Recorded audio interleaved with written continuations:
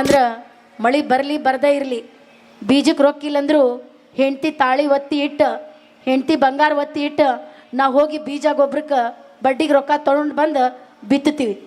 ಬಿತ್ತಿದ ಮೇಲೇನು ಮಳೆ ಬರ್ತೈತಂತ ನಮಗೆ ಗೊತ್ತಿಲ್ಲ. ಬಂದ್ರೆ ಬಂದ ಬಿಡ್ತದ, ಹೋದ್ರೆ ಹೋಗೇ ಬಿಡ್ತದ. ಕಣ ಮಾಡಬೇಕಾದ್ರೆ ಬರ್ತಿತ್ತದ. ಆದರೂ ವರ್ಷ ನಾವು ಬಿತ್ತೀವಿ.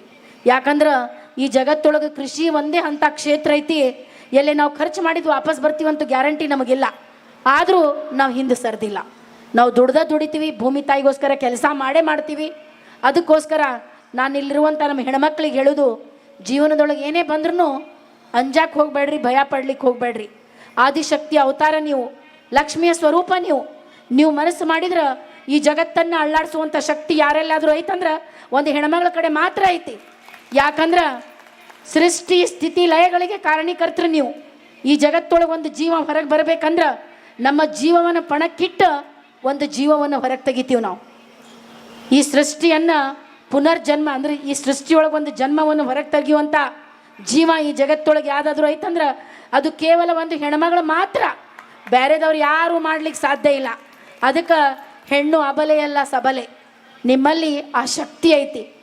ನೀವು ಆ ಶಕ್ತಿಯನ್ನು ಕ್ರೋಢೀಕರಣ ಮಾಡಿಕೊಂಡು ನಿಮ್ಮ ಮನೆತನವನ್ನು ಮುಂದೆ ನಡೆಸ್ಕೊಂಡು ಹೋಗಬೇಕು.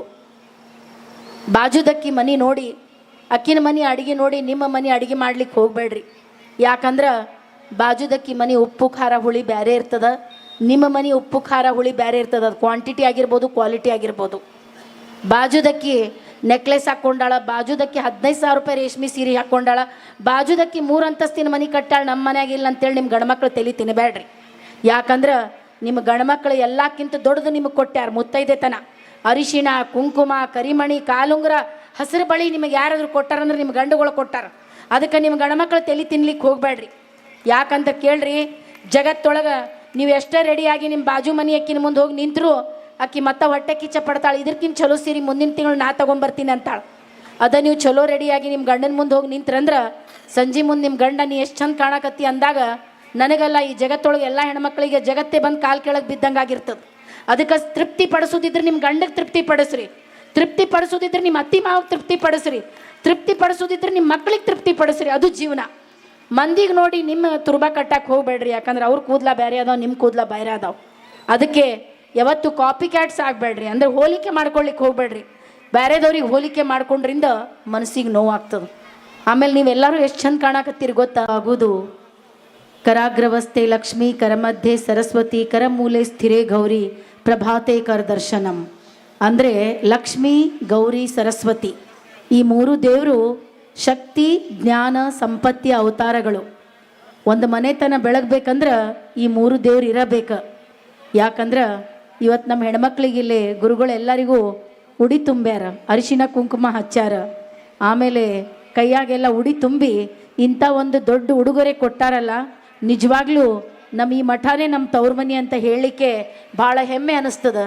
ಯಾಕಂದ್ರೆ ನಮಗೆ ತವ್ರ ಮನೆಯೊಳಗೆ ಉಡೇಕಿ ಹಾಕಿ ಕಳಿಸೋದು, ಇವತ್ತು ನಮ್ಮ ಮಠದೊಳಗೆ ನಮಗೆ ಇಂಥ ಒಂದು ಸನ್ಮಾನ ಗುರುಗಳು ಕೊಡಾಕತ್ತಾರಂದ್ರೆ ನಿಜವಾಗ್ಲೂ ಭಾಳ ದೊಡ್ಡ ಮಾತು. ಆಮೇಲೆ ಇವತ್ತು ಮಹಿಳಾ ಸಮಾವೇಶವನ್ನು ಇಲ್ಲಿ ಏನು ಮಾಡಿದ್ದಾರೆ ಕೊಲ್ಹಾರದಲ್ಲಿ, ನಿಜವಾಗ್ಲೂ ಭಾಳ ಹೆಮ್ಮೆ ಅನ್ನಿಸ್ತದ. ಯಾಕಂದ್ರೆ ಮಹಿಳೆ ಅಂದ್ರೆ ಸಾಧಾರಣ ಅಂತೂ ಅಲ್ಲ. ಮಹಿಳೆ ಅಂದ್ರೆ ಮಹಾ ಇಳೆ. ಮಹಾ ಇಳೆ ಅಂದರೆ ಏನು? ಭೂಮಿ ಗಾತ್ರದ ತೂಕ ಇರುವಂಥ ಹೆಣ್ಮಕ್ಳು ನಾವೆಲ್ಲ. ಆಮೇಲೆ ಇವತ್ತು ನಾನು ಮಾತಾಡಲಿಕ್ಕೆ ಬಂದಿದ್ದು, ನನ್ನ ಗುರುಗಳು ಕರೆದಿದ್ದು, ನಾನು ಒಂದು ಎಂಜಿನಿಯರಿಂಗ್ ಮುಗಿಸಿ AC ರೂಮ್ ಒಳಗೆ ಪ್ರೋಗ್ರಾಮಿಂಗ್ ಬರೆದಿದ್ದಕ್ಕೆ ನಾನು ಕರೆದಿಲ್ಲ. ನಾನು ಹೊಲ ಮನೆಯೊಳಗೆ ಕೆಲಸ ಮಾಡಿ ಏನೋ ಒಂದಿಷ್ಟು ಮಾಡೀನಿ ಅಂಥೇಳಿ ನನಗಿಲ್ಲಿ ಕರೆದಾರ. ಅದಕ್ಕೋಸ್ಕರ ಇವತ್ತು ನಮ್ಮ ದಿನ ಚಾಲು ಆಗೋದು ರೈತರಿಂದೇ ಚಾಲು ಆಗ್ತದೆ. ಅದು ಮುಂಜಾನೆ ಚಹಾ ಆಗಿರ್ಬೋದು, ಕಾಫಿ ಆಗಿರ್ಬೋದು, ಹಾಲಾಗಿರ್ಬೋದು. ಯಾಕಂದ್ರೆ ಹಾಲು ಎಷ್ಟು ಬೆಳ್ಳಗೆ ಕಾಣ್ತೈತಿ, ಆದರೆ ರೈತರ ಜೀವನ ಅಷ್ಟು ಬೆಳ್ಳಗಿರುವುದಿಲ್ಲ. ಹಾಲು ಹಿಂಡಕ್ಕಿ ಬಂದು ಬಾಜುಕ್ಕೆ ಯಾರ್ದಾದ್ರೂ ಕುಂತ್ರಂದ್ರೆ ಅವ್ರು ಮೂಗ್ ಮೇಲೆ ಸೆರೆಗೆ ಇಟ್ಕೊತಾರೆ. ಯಾಕಂದ್ರೆ ನಮ್ಮ ಕಡೆ ಸಗಣಿ ವಾಸನೆ ಬರ್ತಿರ್ತದೆ. ಯಾಕಂದ್ರೆ ಆಕಳ ಮುಂದೆ, ಎಮ್ಮೆ ಮುಂದೆ ಹೋಗಿ A ಫಾರ್ ಆ್ಯಪಲ್ ಅಂದ್ರೆ ಒದ್ದ ಬಿಡ್ತೈತೆ ಅದು. ಅದಕ್ಕೇನು ಮಾಡ್ಬೇಕಂದ್ರೆ ಕಾಲಾಗಿನ ಸಗಣಿ ಕಸ ಬಳಿಬೇಕು, ಒಂದು 4 ಗಂಟೆ ಮೇವು ತೊಗೊಂಬರ್ಬೇಕು. ಅದ್ರ ಜೊತೆ ಅದ್ರ ಮೈ ತಿಕ್ಕಿ ಅದ್ರ ಮೈ ತೊಳೆದು ಸ್ನಾನ ಮಾಡಿಸ್ದಾಗ ಇವ್ರು ನಮ್ಮವ್ರು ಅಂಥೇಳಿ ಅವಾಗ ಒಂದು 5 ರಿಂದ 6 ತೆಂಬಿಗೆ ಹಾಲು ಕೊಡ್ತದೆ. ಇನ್ನು ಮಧ್ಯಾಹ್ನದ ಅನ್ನ ಸಾರು ಮೇಲಂತೂ ರೈತರದ ಅಧಿಕಾರ ಐತಿ. ಯಾಕಂತ ಕೇಳ್ರಿ, ನೀವು ಸೀರಿಯಲ್ ನೋಡ್ಬೇಕಾರೆ ಒಂದು ಅರ್ಧ ತಾಸೊಳಗೆ ಅನ್ನ ಆಗ್ತದೆ, ಒಂದು ತಾಸೊಳಗೆ ಬ್ಯಾಳೆ ಕುದ್ದು ಒಗ್ಗರಣೆ ಕೊಟ್ಟು ಕುಂದಿರ್ತೀರಿ ಗಂಡ ಬರೋ ಟೈಮಿಗೆ ಒಗ್ಗರಣೆ ಕೊಟ್ಟು. ಆದ್ರೆ ರೈತರ ಜೀವನ ಅಷ್ಟು ಸರಳ ಇರೋದಿಲ್ಲ. ಅನ್ನ ಬ್ಯಾಳೆ ರೆಡಿ ಮಾಡ್ಬೇಕಂದ್ರೆ ರೈತರು ಕಡಿಮೆ ಅಂದರೂ 5 ರಿಂದ 6 ತಿಂಗಳು ಒದ್ದಾಡಬೇಕಾಗ್ತದೆ. ಎಲ್ಲರೂ ಹೇಳ್ತಾರೆ ಕೃಷಿ ಪುರುಷ ಪ್ರಧಾನ ಅಂತ, ಆದ್ರೆ ನನ್ನ ಪ್ರಕಾರ ಕೃಷಿ ಮಹಿಳಾ ಪ್ರಧಾನ. ಯಾಕಂದ್ರೆ ಮುಂಜಾನೆ 4 ಗಂಟೆಗೆ ನಮ್ಮ ಓಣ್ಯಾಗ ನಾವು ಹೋದ್ರಂದ್ರೆ ಎಲ್ಲರ ಮನ್ಯಾಗ ರೊಟ್ಟಿ ಬಡಿಯೋ ಆವಾಜ್ ಬರ್ತಿರ್ತದೆ, ಡಬ ಡಬ ಡಬ ಡಬ. ನಾವು 4 ಗಂಟೆಗೆ ಎದ್ದು ರೊಟ್ಟಿ ಬಡಿತೀವಿ. ಮನೆಯಾಗಿದ್ದದ್ದು ಪುಂಡೆ ಪಲ್ಯ ಆಗಲಿ, ಬೆಳ್ಳುಳ್ಳಿ ಆಗಲಿ, ಜೀರಿಗೆ ಆಗಲಿ ಎಲ್ಲ ಹಾಕಿ ಕುಟ್ಟಿ ಮತ್ತು ರೊಟ್ಟ್ಯಾಗ ಅದನ್ನು ಕಟ್ಟಿ ಬುತ್ತಿ ಕಟ್ಟಿ ಮತ್ತು ಎತ್ತಿಗೆ ರಾತ್ರಿ ಸಜ್ಜಿ ಇಟ್ಟಿರ್ತೀವಿ. ಅದನ್ನು ಕುದಿಸಿ ಅದನ್ನು ತಿನ್ನಿಸಿ ಮತ್ತು ಬಂಡಿ ಹಿಂದೆ ಮತ್ತೆ ಹೋಗ್ತೀವಿ. ಅವ್ರ ಗಂಡ್ಮಕ್ಳು ಕೊಳ್ಳ ಹರಿದು ಅದನ್ನು ಎತ್ತಿ ಹಚ್ಚಬೇಕಾದ್ರೆ ಅದ್ರ ಹಿಂದೆ ಬಂಡ್ಯಾಗ ಕುಂತಿರ್ತೀವಿ. ನಾವು ಕುಂತು ಮತ್ತೆ ಹೊಲಕ್ಕೆ ಹೋಗಿ ಮತ್ತು ಬಿತ್ತಬೇಕಾದ್ರೆ ಸಾಲಿಗೆ ನಿಂದಿರ್ತೀವಿ. ಸಾಲಿಗೆ ನಿಂತು ಕಳೆಗಳನ್ನು ತೆಗಿತೀವಿ. ಮತ್ತು ಈಗಂತೂ ನಾವು ಹೆಣ್ಮಕ್ಳು ಎಣ್ಣೆ ಹೊಡಿಯೋದು ಕಲಿತು ಬಿಟ್ಟಿವಿ. ಹಾಗಾಗಿ ಇಷ್ಟೆಲ್ಲ ಮಾಡಿ ಕಣ ಮಾಡಿ ಚೀಲ ತುಂಬಿ ಆ ಚೀಲಗಳನ್ನು ಮಾರ್ಕೊಂಡು ಬರ್ಲಿಕ್ಕೆ ಏನೈತಲ್ಲ ನಮ್ಮ ಗಂಡುಗಳು ಕಳಿಸ್ತೀವಿ. ಬಂಡ್ಯಾಗ ಟ್ರ್ಯಾಕ್ಟರ್ ಒಳಗೆ ಹೋಗಿ ಮಾರ್ಕೊಂಡು ವಾಪಸ್ ಬರ್ಬೇಕಾದ್ರೆ ರೊಕ್ಕ ಎಣಿಸ್ಕೊಂಡು ಬರ್ತಾರಲ್ಲ, ಅದಕ್ಕೋಸ್ಕರ ಅದು ಪುರುಷ ಪ್ರಧಾನ ಆಗ್ಯದ. ಆ ಬಂಡ್ಯಾಗ ಟ್ರ್ಯಾಕ್ಟರ್ ಒಳಗೆ ನಾವೇನಾರ ಮಾರ್ಕೊಂಡು ಬರಕ್ಕೆ ಹೋಗಿದ್ರಂದ್ರೆ ಜರ್ಕರ್ತ ಅದು ಮಹಿಳಾ ಪ್ರಧಾನನ ಆಗ್ತಿತ್ತು. ಅದಕ್ಕೆ ನಾನೇನು ಹೇಳ್ತೀನಿ, ನಮ್ಮ ಹೆಣ್ಮಕ್ಳ ಕಡೆ ಭಾಳ ಶಕ್ತಿ ಐತಿ. ಯಾಕಂದ್ರೆ ನಾವು ಹೊಲ್ದಾಗ ಕೆಲಸ ಮಾಡಕ್ಕೆ ಹೋಗ್ರಿ ನೀವು, ಅಲ್ಲಿ ಭಾಳಷ್ಟು ಮಂದಿ ಹೆಣ್ಮಕ್ಳೇ ಇರ್ತೀವಿ. ಇವತ್ತು ಕಾಳು ಕಡಿ ನಾವು ರಾಶಿ ಮಾಡಿದ ಮೇಲೇನು ಕಣದಾಗಿದ್ದದ್ದು ಸ್ವಲ್ಪ ಕಾಳನ್ನು ನಾವು ಬಿಡೋದಿಲ್ಲ, ಕೇರ್ತೀವಿ, ಒನಿತೀವಿ. ಒಂದು 4 ಕಾಳನ್ನು ತೊಗೊಂಡು ಬಂದು ಮನೆಗೆ ಅಡುಗೆ ಮಾಡಕ್ಕೆ ಬರ್ತದೆ, ಮಕ್ಕಳಿಗೆ ಬರ್ತದೆ ಅಂತ ಅದನ್ನು ಆರಿಸ್ಕೊಂಡು ಬಂದು ಮನೆಯಾಗ ಹಾಕುವಂಥ ಜೀವ ಈ ಜಗತ್ತೊಳಗೆ ಯಾವುದಾದ್ರು ಐತಂದ್ರೆ ನಮ್ಮ ಹೆಣ್ಮಕ್ಳು. ಅಂದ್ರೆ ಅರ್ಬನ್ ವಿಮೆನ್ ಏನು ರಿಪ್ರೆಸೆಂಟ್ ಮಾಡ್ಲಿಕ್ಕತ್ತಾರ ಸೊಸೈಟಿಯನ್ನು, ಆದ್ರೆ ನಾವು ರೂರಲ್ನಲ್ಲಿ ಅಂದ್ರೆ ಹಳ್ಳಿಗಳಲ್ಲಿರುವಂಥ ಹೆಣ್ಮಕ್ಳು ಅವ್ರಿಗೆ ಎಜುಕೇಷನ್ ವಿದ್ಯೆ ಇರಲಿಕ್ಕಿಲ್ಲ, ಆದ್ರೆ ಭಾಳಷ್ಟು ಕಲೆಗಳನ್ನು ದೇವರು ಕೊಟ್ಟಾರ. ನಿಮ್ಮಂಗೆ ರೊಟ್ಟಿ ಯಾರು ಬಡಿತಾರೆ, ನಿಮ್ಮಂಗೆ ಕಾಯಿಪಲ್ಯ ಯಾರು ಮಾಡ್ತಾರೆ, ನಿಮ್ಮಂಗೆ ಹೊಲ್ದಾಗ ಕೆಲಸ ಯಾರು ಮಾಡ್ತಾರೆ, ನಿಮ್ಮಂಗೆ ಕಾಳು ಕಡಿ ಸ್ವಚ್ಛ ಯಾರು ಮಾಡ್ತಾರೆ? ಸಿಟಿಯಾಗಿದ್ದವ್ರಿಗೆ ಬರ್ತದೇನಿದು ಮಾಡಲಿಕ್ಕೆ? ಬರುವುದಿಲ್ಲ. ಅದಕ್ಕೋಸ್ಕರ ನಾನು ಗುರುಗಳಿಗೂ ಇವತ್ತು ಧನ್ಯವಾದಗಳನ್ನು ಹೇಳಲಿಕ್ಕೆ ಇಷ್ಟಪಡ್ತೀನಿ.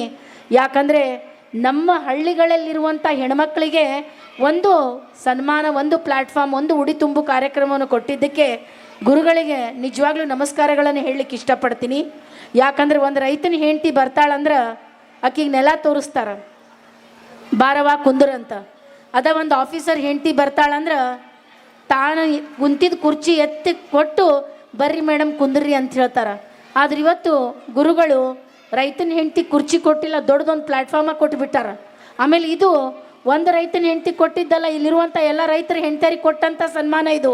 ಇದು ಎಲ್ಲ ರೈತರ ಹೆಂಡತಿ ಕೊಟ್ಟಂಥ ಪ್ಲ್ಯಾಟ್ಫಾರ್ಮ್ ಇದು.